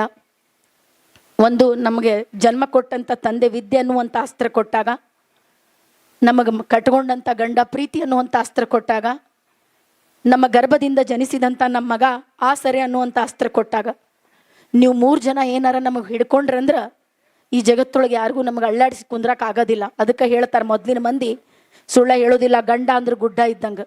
ನೀವೊಂದು ನಮ್ಮ ಜೊತೆ ಇದ್ರಂದ್ರೆ ಈ ಜಗತ್ತೊಳಗೆ ಯಾರೂ ನಮಗೆ ಸರಿದು ಕೂಡ ಅನ್ನೋದಿಲ್ಲ. ಅದಕ್ಕೆ ಇಲ್ಲಿರುವಂಥ ಎಲ್ಲ ಗಂಡ್ಮಕ್ಳಿಗೆ ಒಂದು ಮಾತು ಹೇಳಲಿಕ್ಕೆ ಇಷ್ಟಪಡ್ತೀನಿ, ನಿಮ್ಮ ತಾಯಿ ಆಗಲಿ, ತಂಗಿ ಆಗಲಿ, ಹೆಂಡತಿ ಆಗಲಿ, ಮಗಳಾಗಲಿ, ನಮಗೆ ಬೇರೆದೇನು ಕೊಡಲಿಲ್ಲ ಅಂದ್ರೂ ಕೊಡಲಿಲ್ಲ, ಒಂದು ಪ್ರೀತಿ ಮತ್ತು ಗೌರವವನ್ನು ನೀವು ಕೊಡಲೇಬೇಕು ಅಂತ ತಲೆ ಕೆಳಗೆ ಮಾಡಿ ವಿನಂತಿ ಮಾಡ್ಕೊತೀನಿ. ನೀವೊಂದು ನಮಗೆ ಗೌರವ ಕೊಟ್ರೆ ನಮಗೆ ಯಾರೂ ಸರಿದು ಕೂಡ ಅನ್ನೋದಿಲ್ಲ. ಆವಾಗ ಈ ಮಹಿಳಾ ಸಮಾವೇಶಕ್ಕೆ ಒಂದು ನಿಜವಾದ ಅರ್ಥ ಬರ್ತದೆ. ಯಾಕಂದ್ರೆ ನಾವು ವುಮೆನ್ ಅಂತ ಕರಿತೀವಿ, ನಮ್ಮ ಹೆಸರೊಳಗೆ ನೀವು ಅದಿರಿ, ನೀವಿದ್ರಷ್ಟ ನಾವು ಸ್ಟ್ರಾಂಗ್ ಆಗಿ ನಿಂದಿರ್ಲಿಕ್ಕೆ ಆಗ್ತದೆ. ನೀವು ಇಲ್ಲಂದ್ರೆ ನಮ್ಮ ಈ ಜನ್ಮಕ್ಕೆ ಅರ್ಥ ಇಲ್ಲ. ಒಂದು ಮಹಿಳೆ ಗಟ್ಟಿಯಾಗಿ ನಿಂದಿರ್ಬೇಕಂದ್ರೆ ಈ 3 ಗಂಡ್ಮಕ್ಳ ಪಿಲ್ಲರ್ ಆಗಿ ನಿಂತ್ರಷ್ಟ ಒಂದು ಹೆಣ್ಮಗಳು ಮುಂದುವರಿಬೋದು. ಆಮೇಲೆ ಭಾಳಷ್ಟು ರೈತರಿಗೆ ನಾನು ಒಂದು ಮಾತು ಹೇಳಲಿಕ್ಕೆ ಇಷ್ಟಪಡ್ತೀನಿ. ರೈತನ ಹೆಂಡ್ತಿದವರಿಗೆ ಸಿಟಿ ಒಳಗೆ 1200 2,500 ಸ್ಕ್ವೇರ್ ಫೀಟ್ ಮನೆ ಕಟ್ಟಿ ಭಾಳ ಮಂದಿ ಮೆರಿತಾರೆ. ನಾವು 3 ಅಂತಸ್ತಿನ ಮನೆ ಕಟ್ಟಿವಿ, 4 ಅಂತಸ್ತಿನ ಮನೆ ಕಟ್ಟಿವಿ. ಆದ್ರೆ ಈ ಜಗತ್ತೊಳಗೆ 1 ಎಕರೆ ಅಂದ್ರೆ 40 ಗುಂಟೆ, 1 ಗುಂಟೆ ಅಂದ್ರೆ 1000 ಸ್ಕ್ವೇರ್ ಫೀಟ್, 40,000 ಸ್ಕ್ವೇರ್ ಫೀಟ್ದು ಒಡೆಯರಿ ಜಗತ್ತೊಳಗೆ ಯಾರಾದರೂ ಅದಾರಂದ್ರೆ ರೈತರೇ ಅದಾರ. ಆದರೂ ನಾವು ಮೆರೆಯಕ್ಕೆ ಹೋಗುವುದಿಲ್ಲ, ನಾವು ಸೊಕ್ಕು ಮಾಡುವುದಿಲ್ಲ. ಯಾಕಂದ್ರೆ ನಮಗೆ ಜೀವನದ ಸತ್ಯ ಗೊತ್ತೈತಿ. 3 ಅಡಿ ಮಣ್ಣಿನಿಂದ ಬಂದಂಥ ಈ ದೇಹ 3 ಅಡಿ ಮಣ್ಣಾಗ ಹೋಗ್ತದ. ಅದಕ್ಕೆ ನಾವು ಮೆತ್ತಗ ಸಮಾಧಾನ ನಿಧಾನ ನೀರಡ್ಕಿಲೆ ಹೋಗ್ತೀವಿ. ಯಾರಿಗೂ ಮೋಸನೂ ಮಾಡೋದಿಲ್ಲ. ನಾವೇನಾದರೂ ಮೈ ಮೇಲೆ ಸಾಲ ಬಂತಂದ್ರೆ ಯಾರಿಗೂ ಮೋಸ ಮಾಡೋದಿಲ್ಲ, ನಮ್ಮ ಜೀವನವನ್ನು ಮುಗಿಸ್ಕೊತೀವಿ. ಆದರೆ ಯಾರು ಮನೆ ಮುಚ್ಚೋದಿಲ್ಲ. ಅದಕ್ಕೋಸ್ಕರ ಅಂಥ ರೈತರಿಗೆ ನಾನು ನಿಜವಾಗ್ಲೂ ಹಣೆ ಮಾಡಿದು ನಮಸ್ಕಾರ ಮಾಡಲಿಕ್ಕೆ ಇಷ್ಟಪಡ್ತೀನಿ. ಆಮೇಲೆ ಇದರ ಜೊತೆ ನಾನು ಇನ್ನೊಂದು ಮಾತು ನಮ್ಮ ರೈತರಿಗೆ ಹೇಳೋದು, ಯಾರಾದರೂ ಬಂದು ನಿಮ್ಮ ಕೈ ಹಿಡ್ಕೊತಾರೆ, ಯಾರಾದರೂ ನಮಗೆ ಎತ್ತಾರಂತ ದಾರಿ ಕಾಯಕ್ಕೆ ಹೋಗಬೇಡ್ರಿ. ಯಾಕಂತ ಕೇಳ್ರಿ, ನಿಮಗೆ ಹಿಡ್ಕೊಳ್ಳೋ ಕೈ ಟೆಂಪ್ರರಿ ಕೈ. ಅದು ನೀವು ನಿಮಗೋಸ್ಕರ ಪರ್ಮನೆಂಟ್ ನಿಂತಿರಂದ್ರೆ ನಿಮಗೆ ನೀವೇ ಪರ್ಮನೆಂಟ್ ಆದ್ರಂದ್ರೆ ಈ ಜಗತ್ತೊಳಗೆ ನಿಮ್ಗೆ ಅಳ್ಳಾಡ್ಸಕ್ಕೆ ಯಾರಿಗೂ ಆಗೋದಿಲ್ಲ. ಯಾಕಂದ್ರೆ ಒಂದು ಟೈಮ್ ಇತ್ತು, ರೈತ ಹರಕ ದೋತ್ರದಾಗ ಬಂಡಿ ನೋಡಿಕೊಂಡು ಬಂಡ್ಯಾಗ ಬರ್ತಿದ್ದ. ಆದ್ರೆ ಇವತ್ತು ಪ್ರೈವೇಟ್ ಜೆಟ್ ಇಟ್ಕೊಂಡಾರ ರೈತರು. ಆ ಲೆಕ್ಕದೊಳಗೆ ನಮ್ಮ ರೈತರು ಮುಂದುವರ್ಯಾಕತ್ತಾರ. ಯಾಕಂದ್ರೆ ಈ ಜಗತ್ತೊಳಗೆ ಹೊನ್ನು ಹೆಣ್ಣು ಮಣ್ಣು ಈ 3ಕ್ಕೆ ಬೇಡಿಕೆ ಯಾವತ್ತೂ ಕಡಿಮೆ ಆಗೋದಿಲ್ಲ. ನಮ್ಮ ಅತ್ತಿ ಟೈಮ್ ಒಳಗೆ 200 ರೂಪಾಯಿಗೆ ಎಕರೆ ಇದ್ದದ್ದು ಹೊಲ ಇವತ್ತು 1 ಕೋಟಿಗೆ 1 ಎಕರೆ ಆಗ್ಯದ. ಒಂದು ಬಿಲ್ಡಿಂಗ್ ಹಳೇದು ಕಾಣಬಹುದು, ಹೊಲ ಮನೆ ಹಳೇದು ಕಾಣೋದಿಲ್ಲ. ಅದು ದಿನ ಹೊಸದಾಗೆ ಕಾಣ್ತದೆ. ಈ ಜಗತ್ತೊಳಗೆ ಒಂದು ಇಂಜಿನಿಯರ್ ಅನ್ಬೋದು, ಡಾಕ್ಟರ್ ಅನ್ಬೋದು. ಆದ್ರೆ ನಮಗೆ ಜಮೀನ್ದಾರ್ ಅಂತಾರ. ನಾವು ಜಮೀನ್ದಾರ್, ನಾವು ಯಾವತ್ತು ಕೊಟ್ಟವರು ಬೇಡದವರಲ್ಲ, ಈ ಜಗತ್ತಿಗೆ ಅನ್ನ ಹಾಕೋರಂತವ್ರು ನಾವು. ಅದಕ್ಕೆ ಹೇಳ್ತಾರೆ, ನೇಗಿಲ ಕುಲದೊಳಗಡಗಿದೆ ಕರ್ಮ, ನೇಗಿಲ ಮೇಲೆ ನಿಂತಿದೆ ಧರ್ಮ. ಧರ್ಮ ಮತ್ತು ಕರ್ಮ ಈ ಜಗತ್ತೊಳಗೆ ಯಾರ್ದಾದ್ರ ಮೇಲೆ ನಿಂತಾವಂದ್ರೆ ರೈತರ ಮೇಲೆ ನಿಂತಾವ್. ಯಾಕಂದ್ರೆ ಈ ಜಗತ್ತೊಳಗೆ ಎಲ್ಲ ಅಳಿಬಹುದು, ಅನ್ನ ಅಳೆಯೋದಿಲ್ಲ. ಅದಕ್ಕೆ ಹೇಳ್ತಾನೆ ಸರ್ವಜ್ಞ, ಒಕ್ಕಲಿಲ್ಲದ ಊರು, ಮಕ್ಕಳಿಲ್ಲದ ಮನೆ, ಲೆಕ್ಕವಿಲ್ಲದ ಬೇಹಾರ, ಈ 3 ದುಃಖ ಕಾಣೆಂದ ಸರ್ವಜ್ಞ. ಯಾವ ಊರೊಳಗೆ ಒಕ್ಕಲಿಗನಿಲ್ಲ ಅಲ್ಲಿ ಲಕ್ಷ್ಮೀನೂ ಇರುವುದಿಲ್ಲ, ಸರಸ್ವತಿನೂ ಇರುವುದಿಲ್ಲ, ಯಾರೂ ಇರುವುದಿಲ್ಲ. ಎಲ್ಲಿ ಒಕ್ಕಲಿಗನಿರ್ತಾನೆ ಅಲ್ಲಿ ಲಕ್ಷ್ಮಿ ಸರಸ್ವತಿ ಎಲ್ಲರೂ ಇರ್ತಾರೆ. ಅದಕ್ಕೆ ನೀವು ಮಾಡುವಂಥ ಕೆಲಸದ ಬಗ್ಗೆ ನಿಮ್ಗೆ ಅಭಿಮಾನ ಇರಲಿ. ಯಾರ ಕಡೆ ಪಾಪ ಅನಿಸ್ಕೊಳಕ್ಕೆ ಹೋಗ್ಬೇಡ್ರಿ. ಪಾಪ ಅನಿಸ್ಕೊಂಡ್ರಂದ್ರೆ ಭಾಳ ಅಂದ್ರೆ ದಯೆ ಮತ್ತು ಕನಿಕರ ಸಿಗ್ಬೋದು. ನಿಮ್ಮ ಅಧಿಕಾರ ಮತ್ತು ಹಕ್ಕು ನಿಮಗೆ ಸಿಗೋದಿಲ್ಲ. ನಿಮ್ಮ ಅಧಿಕಾರ ಮತ್ತು ಹಕ್ಕು ನಿಮಗೆ ಸಿಗ್ಬೇಕಂದ್ರೆ ಭೂಮಿ ತಾಯಿಗೆ ದುಡಿರಿ. ಭೂಮಿ ತಾಯಿ ಮಳೆ ಬಂದಾಗ ಸಂತೋಷ ಪಡುವುದಿಲ್ಲ. ರೈತರ ಬೆವ್ರ ಹನಿ ಯಾವತ್ತು ಭೂಮಿ ತಾಯಿ ಒಡಲೊಳಗೆ ಬೀಳ್ತದಲ್ಲ, ಅವತ್ತು ಭೂಮಿ ತಾಯಿ ಸಂತೋಷ ಪಡ್ತಾಳೆ. ನಾನು 1000 ಸಲ ಬಿದ್ದೆ, ಎಲ್ಲರೂ ನನ್ನ ಕೈ ಬಿಟ್ಟರು, ಎಲ್ಲರದು ಮೊಬೈಲ್ ಸ್ವಿಚ್ ಆಫ್ ಆಗಿತ್ತು. ಆದ್ರೆ ನನ್ನ ಕೈ ಹಿಡಿದಿದ್ದು ನನ್ನ ಕರ್ನಾಟಕದ ಮಣ್ಣು. ಆ ಮಣ್ಣು ನನಗೆ ಮರ್ಯಾದೆ ಕೊಟ್ಟಿದ್ದು, ಆ ಮಣ್ಣು ನನ್ನ ಮರ್ಯಾದೆ ಮುಚ್ಚಿದ್ದು, ಆ ಮಣ್ಣು ನನಗೆ ಗೌರವ ಕೊಟ್ಟಿದ್ದು, ಆ ಮಣ್ಣು ನನಗೆ ಸಾಮಾಜಿಕ ಸ್ಥಾನಮಾನ ಕೊಟ್ಟಿದ್ದು. ನಾ ಇನ್ನೂ ತನ ನಿಮ್ಮ ಮುಂದೆ ಹೇಳಿದ್ದು ಕವಿತಾ ಮಿಶ್ರಾನ ಕತೆ ಅಲ್ಲಿದು. ಇದು ಕರ್ನಾಟಕದ ಮಣ್ಣಿನ ಸಂಘರ್ಷದ ಕತೆ, ಕರ್ನಾಟಕದ ಮಣ್ಣಿನ ಯಶಸ್ಸಿನ ಕತೆ, ಕರ್ನಾಟಕದ ಮಣ್ಣಿನ ನೋವಿನ ಕತೆ ಇದು. ಇವತ್ತು ಗುರುಗಳು ಸನ್ಮಾನ ಮಾಡಲಿಕ್ಕೆ ಮಾತಾಡ್ಲಿಕ್ಕೆ ಕರೆದಿದ್ದು ಕವಿತಾ ಮಿಶ್ರಾನಿಗೆ ಕರೆದಿಲ್ಲ. ಇದು ಕರ್ನಾಟಕದ ಮಣ್ಣಿನ ಧ್ವನಿ, ಇದು ಕರ್ನಾಟಕದ ಮಣ್ಣಿಗೆ ಕೊಟ್ಟಂಥ ಸನ್ಮಾನ. ಅದಕ್ಕೋಸ್ಕರ ನಾನು ಗುರುಗಳಿಗೆ ಮನದಾಳದ ನಮಸ್ಕಾರಗಳನ್ನು ಹೇಳ್ತೀನಿ. ಇದರ ಜೊತೆ ಒಂದು ಬಸವಣ್ಣನ ವಚನದೊಂದಿಗೆ ನನ್ನ ಮಾತನ್ನು ಮುಗಿಸ್ತೀನಿ. ಇವನಾರವ ಎಂದೆನಿಸದಿರಯ್ಯ, ಇವನಮ್ಮವ ನಮ್ಮ ಮನೆ ಮಗನೆಂದೆನಿಸಯ್ಯ, ಕೂಡಲ ಸಂಗಮ ದೇವ. ನಾನು ರಾಯಚೂರು ಜಿಲ್ಲೆಕ್ಕೆ ಆದರೂ ಇವನಾರವ ಅಂತ ನೀವು ಹೇಳಲಿಲ್ಲ. ನಿಮ್ಮ ಜಿಲ್ಲೆ ಕರೆದ, ನಿಮ್ಮ ತಾಲೂಕಿಗೆ ಕರೆದ ನನ್ನ ಮರ್ಯಾದೆ ಮುಚ್ಚಿ ನನಗೊಂದು ಗೌರವ ಕೊಟ್ಟು ನನಗೆ ಉಡಿ ತುಂಬಿ ಇಷ್ಟೊತ್ತನ್ನು ನನ್ನ ಮಾತನ್ನು ಕೇಳಿದ್ದಕ್ಕೆ, ಆ ಬಸವಣ್ಣನ ವಚನಕ್ಕೆ ನಿಜವಾದ ಅರ್ಥವನ್ನು ನೀವು ಕೊಟ್ಟಿದ್ದೀರಿ. ಯಾಕಂದರೆ ನಮ್ಮ ಬಿಜಾಪುರ ಬಸವಣ್ಣನ ಜನ್ಮಸ್ಥಳ ಇದು. ನಾನು ಬ್ರಾಹ್ಮಣರಕ್ಕೆ ಆದರೂ ನಮ್ಮ ಮಂತ್ರ ಓದಿ ನನಗೆ ಗೌರವ ಸನ್ಮಾನ ಸಿಕ್ಕಿಲ್ಲ. ಬಸವಣ್ಣ ಹೇಳಿದ್ದು ಕಾಯಕವೇ ಕೈಲಾಸ. ನಾವು ಮಾಡುವಂಥ ಕೆಲಸದ ಬಗ್ಗೆ ನಮಗೆ ಗೌರವ ಇರಬೇಕು, ಅಲ್ಲಿ ನಮಗೆ ಕೈಲಾಸ ಕಾಣುತ್ತದಂತ. ಆ ಕೆಲಸವನ್ನು ನಾನು ಮಾಡಿದ್ದಕ್ಕೆ ನನಗೆ ಗೌರವ ಸನ್ಮಾನ ಸಿಕ್ಕಿದ್ದು. ನಾನು ಇಲ್ಲಿರುವಂಥ ಹೆಣ್ಮಕ್ಳಿಗೂ ಹೇಳುವುದದೇ, ನಿಮ್ಮ ಮನೆತನಕ್ಕೋಸ್ಕರ ನೀವು ದುಡ್ಡು ತಿನ್ನಾಕತ್ತೀರಂದ್ರೆ ನಿಜವಾಗ್ಲೂ ನೀವೆಲ್ಲ ಸಾಧಕರೇ. ನಾನು ಈ ದಾರಿಯಲ್ಲಿ 4 ರಾಷ್ಟ್ರ ಪ್ರಶಸ್ತಿ, ಒಂದು 25-30 ರಾಜ್ಯ ಪ್ರಶಸ್ತಿ, ಮಠ ಮಾನ್ಯತೆಗಳ ಭಾಳಷ್ಟು ಪ್ರಶಸ್ತಿಗಳನ್ನು ತಗೊಂಡೆ. ಆ ಎಲ್ಲ ಪ್ರಶಸ್ತಿಗಳನ್ನು ನಾನಿಲ್ಲಿರುವಂಥ ಹೆಣ್ಮಕ್ಳಿಗೆ ಸಮರ್ಪಣೆ ಮಾಡ್ತೀನಿ. ಯಾಕಂದ್ರೂ ಇದು ಒಂದು ಕವಿತಾ ಮಿಶ್ರಾನ ಯಶಸ್ಸಲ್ಲ, ಬೂದಿ ಮುಚ್ಚಿದ ಕೆಂಡದಂತಿರುವಂಥ ಸಾವಿರಾರು ಕವಿತಾ ಮಿಶ್ರಾಗಳ ಯಶಸ್ಸು ಇದಾಗಿದೆ. ಅದಕ್ಕೋಸ್ಕರ ನಿಮಗೋಸ್ಕರ ನೀವೆಲ್ಲರೂ ಚಪ್ಪಾಳೆ ತಟ್ಕೊಳ್ರಿ. ಯಾಕಂದ್ರೆ ನಿಮ್ಮ ತವ್ರ ಮನೆ ಹೆಸರು ತೊಗೊಂಬರಾಕತ್ತೀರಿ, ನಿಮ್ಮ ಗಂಡನ ಮನೆ ಹೆಸರು ತೊಗೊಂಬರಾಕತ್ತೀರಿ. ಗುರುಗಳು ಇವತ್ತು ಈ ಮಠ ನಮ್ಮ ತವ್ರ ಮನೆ ಗುರುಗಳೇ. ನಮ್ಮೆಲ್ಲರಿಗೂ ಉಡಿ ತುಂಬಿರಿ. ನಮ್ಮ ಸುಖ ದುಃಖಗಳನ್ನು ನಿಮ್ಮ ಪಾದದಲ್ಲಿ ಸಮರ್ಪಣೆ ಮಾಡ್ತೀವಿ. ನಾವು ತಂದೆ ತಾಯಿ ಮುಂದೆ ಹೇಳ್ಕೊಳ್ಳಾರ್ದಂಥ ನೋವುಗಳನ್ನು ನಾವು ಗುರುಗಳ ಮುಂದೆ ಹೇಳ್ತೀವಿ. ಯಾಕಂದ್ರೆ ಬೇರೆದವ್ರ ಮುಂದೆ ಹೇಳಿದ್ರೆ ನಗ್ತಾರ. ನಮ್ಮ ಎಲ್ಲ ಕಷ್ಟ ಸುಖಗಳನ್ನು ನಿಮ್ಮ ಪಾದಕ್ಕೆ ಸಮರ್ಪಣೆ ಮಾಡಿ ಗುರುಗಳಿಗೆ ದೇವರು ಸುಖ ಶಾಂತಿ ಸಮಾಧಾನ ಸಮೃದ್ಧಿ ಕೊಟ್ಟು ನನ್ನಂಥ ಭಾಳಷ್ಟು ಹೆಣ್ಮಕ್ಳು ತನ್ನ ಯಶೋಗಾಥೆಯನ್ನು ಹೇಳುವಂಥ ಆಗಲಿ ಅಂತ ಆಶಯಿಸಿ ನನ್ನ ಮಾತಿಗೆ ವಿರಾಮಗಳನ್ನು ಹೇಳ್ತೀನಿ. ಧನ್ಯವಾದಗಳು.